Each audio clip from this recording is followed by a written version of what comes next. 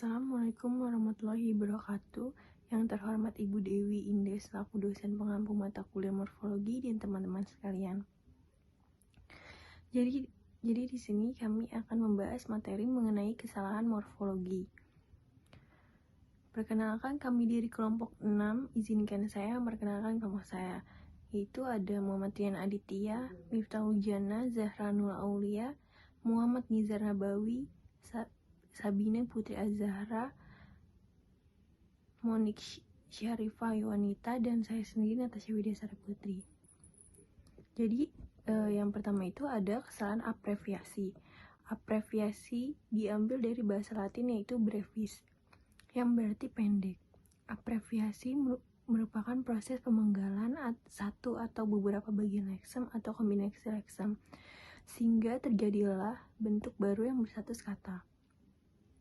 Istilah lain untuk abreviasi adalah pemendekan, sedangkan hasil prosesnya disebut kependekan. Jenis abreviasi sendiri terbagi atas 5 jenis, yaitu diantaranya 1. Singkatan, 2. Penggalan, 3. Akronim, 4. Kontraksi, dan 5. Lambang huruf. Di sini ada contoh kesalahan abreviasi. Meskipun mukaku kayak kresek, tapi cintaku padamu real novel. Nah, di sini kesalahannya terletak pada abreviasi kata KYK. Pada tulisan tersebut tidak termasuk dalam abreviasi, karena kata kaya yang ditulis pada contoh tersebut dengan tulisan KYK tidak termasuk dalam jenis abreviasi.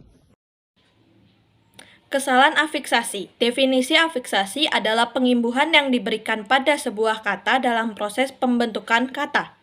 Pembentukan kata ini disusun dengan afiks atau imbuhan yang ditambahkan pada kata dasar. Dan unsur imbuhan dalam afiksasi disebut dengan afiks. Afiks bisa ditambahkan pada awal, akhir, ataupun tengah pada kata dasar dan disesuaikan penempatannya. Ada beberapa afiks yang apabila ditambahkan pada kata dasar, maka akan menyebabkan perubahan makna gramatikal. Ada 4 macam jenis afiksasi sebagai berikut. 1. Prefiksasi merupakan proses penambahan imbuhan atau afiks yang terstruktur, terikat pada awal kata dasar. 2. Infiksasi merupakan proses penambahan imbuhan yang diletakkan pada tengah dari kata dasar. Infiks diletakkan antara konsonan yang mengawali kata dengan vokal yang berikutnya. Infiks dalam bahasa Indonesia. 3. Sufiksasi merupakan proses penambahan imbuhan pada kata dasar yang diletakkan pada akhir dari sebuah kata yang merupakan bentuk dasar. Yang keempat, konfiksasi merupakan proses penambahan imbuhan yang terdiri dari 2 bagian yang diletakkan pada bagian awal dan akhir dari kata dasar.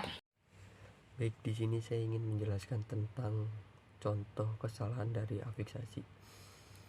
Di sini ada sebuah kalimat yaitu RSIA yang berlokasi di Jalan Andi Tejema dikunjungi Wagub setelah terdengar melalui media sosial bahwa terdapat sebuah masalah dalam persalinan seorang ibu.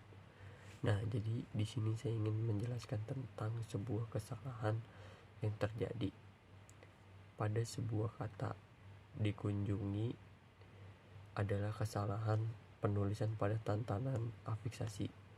Seharusnya kata dikunjungi itu ditulis dikunjungi tanpa menggunakan spasi, karena prefiks atau awalan di pada kata tersebut memiliki sebuah fungsi imbuhan serta makna pasif dan bukan sebuah kata depan untuk menerangkan sebuah tempat. Kesalahan pemajemukan. Pemajemukan adalah proses pembentukan suatu konstruksi melalui penggabungan 2 buah morfem atau kata atau lebih. Konstruksi tersebut bisa berupa akar tambah akar, pokok tambah pokok, akar tambah pokok, atau pokok tambah akar. Kata majemuk ialah dua kata atau lebih yang menjadi satu dengan erat sekali dan menunjuk atau menimbulkan satu pengertian baru. Dalam bahasa Indonesia selanjutnya, kata majemuk disebut juga bentuk senyawa atau susunan senyawa atau kompositum. Ciri-ciri kata majemuk. Kata majemuk memiliki ciri-ciri sebagai berikut. 1. Gabungan kata-kata membentuk satu makna baru.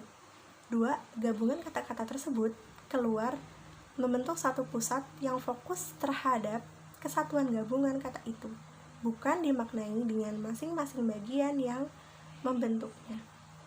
3. Gabungan kata-kata tersebut, walaupun dipisah maknanya, tidak jauh berbeda dibandingkan ketika menjadi kata majemuk.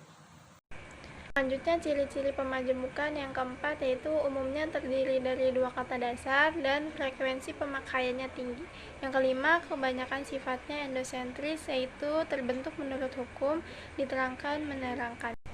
Di sini ada contoh dari artikel publikasi ID. Kesalahan pemajemukan terletak pada penulisan kata beraneka ragam yang menggunakan tanda hubung.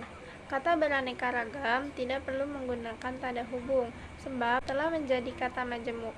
Menurut Pedoman Ejaan Bahasa Indonesia, tanda hubung digunakan dalam pergantian baris, menyambung unsur kata, menyambung tanggal, bulan, dan tahun yang dinyatakan dengan angka, perjelas hubungan bagian kata atau ungkapan, merangkai unsur bahasa Indonesia dengan unsur bahasa daerah atau bahasa asing, serta menandai bentuk terikat yang menjadi objek bahasan.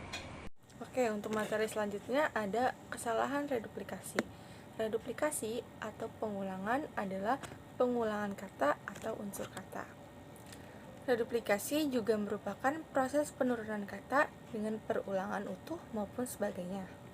Kesalahan reduplikasi atau kata ulang diantaranya kesalahan penulisan kata ulang karena penulisan yang tidak lengkap dan kesalahan penulisan kata ulang karena di antara kedua unsurnya tidak diberi tanda garis hubung. Contohnya adalah anjing-anjing, sayur-mayur, lelaki, dan sebagainya.